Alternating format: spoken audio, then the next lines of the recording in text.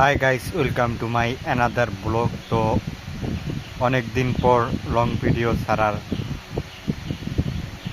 মতো সময় পেলাম, কারণ একটু কাজবাজ এদিক সেদিক, তো এই জন্য আর কি ভিডিও দেওয়া হয় না তেমন। তো আসলে আপনারা তেমন সাপোর্টও দেন না লং ভিডিওতে, তারা সবাই শর্ট ভিডিও দেখেন।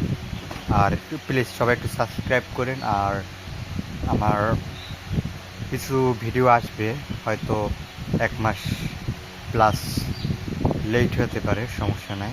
আমি ইন্টারেস্ট কিছু লং ভিডিও দেওয়ার চেষ্টা করব ইনশাল্লাহ। তো এখন কাজ বাস, মুরগি আসছে, এটার ভিতরে মুরগি আছে, এই যে পর্দাটা, এটার ভিতরে মুরগি আছে। তো এটা দেখাবো আর একটা ব্লগে।